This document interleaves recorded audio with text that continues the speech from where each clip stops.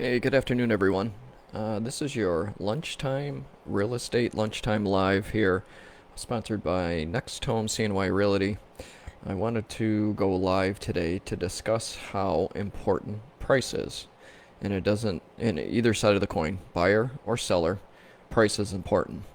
What do I mean by that? If you're trying to sell your home, uh, putting it at the right price point in order to gain those buyers that would be looking A in that neighborhood, B for your type of home, and C that price point. If you're in a neighborhood, you're selling your 3 bed, 2 bathroom house, and the average comparable sale in that neighborhood will say is $180,000. If you try to price too high, even in this crazy market where appreciation values are sky high, and values in certain neighborhoods are much, they could be 20, 30, $40,000 higher than they were just 3 years ago. If you price your home at the right price point, you will get the foot traffic, the interest, the walkthroughs, the tours that you should generate versus trying to go for the entire pot, we'll say, the entire pot of money, and gaining, trying to on your own gain that extra 20, 30, $40,000 higher than a comparable sale in your neighborhood. And that's comparing apples to apples. Like I said, bedrooms, bathrooms, square footage, layout, amenities, upgrades, updates. So if you are priced at the right price point, especially in this seller's market, we are well entrenched in this seller's market, and home inventory is just drastically low. So you're going to get a number of buyers that'll be interested in your home, typically. Um, but the worst thing that you could do as a seller is if you price your home, or you list the home with a real estate agent or otherwise, you list the home and you don't get any interest.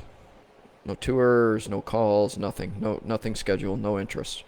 So now, and typically, homes are selling right now at 5, 6, 7 days at most for the good and great homes. So if your home is now a week, 10 days on the market, and you've got maybe one or two inquiries, that's a real large indicator that you may have priced too high. So now you have to decrease the price, and that questions, or buyers will question, if there's something wrong with a home other than the fact that it may have been overpriced by a certain amount of money. So work with your real estate professional in order to get that exact list price that's going to generate the interest. And if you're a homeowner, hopefully a multiple offer situation, especially given in this market. But you got to look at the data, you got to look at the numbers, and you got to make sure that your pricing, the list price in your home, matches your neighborhood, and it matches the price range that buyers for that neighborhood are going to be looking in. So if they're typically looking from $175,000 to $200,000 in that neighborhood, it's probably a good idea to be within that range, especially if your home value is based on the comparable sales is, say around $180,000 or $185,000. So keep that in mind. On the buyer's end of things, I've had a number of questions where buyers will see a listing and they'll judge for themselves based on pictures or maybe a walkthrough that the home is not worth the value that it's listed at.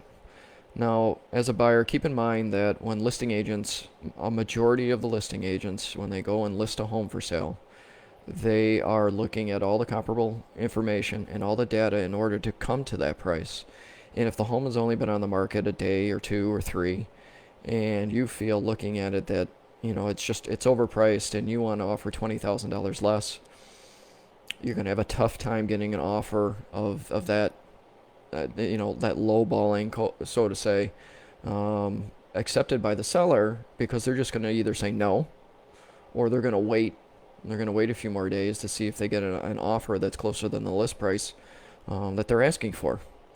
Again, as a home buyer, you should be working with a real estate professional in order to gather this information, to have the real estate agent look at the data, look at the comparable sales, and tell you one way or the other if they think it may be overpriced. But overpriced and getting a home for less than asking these days is very, that's not rare, but it's low occurrences.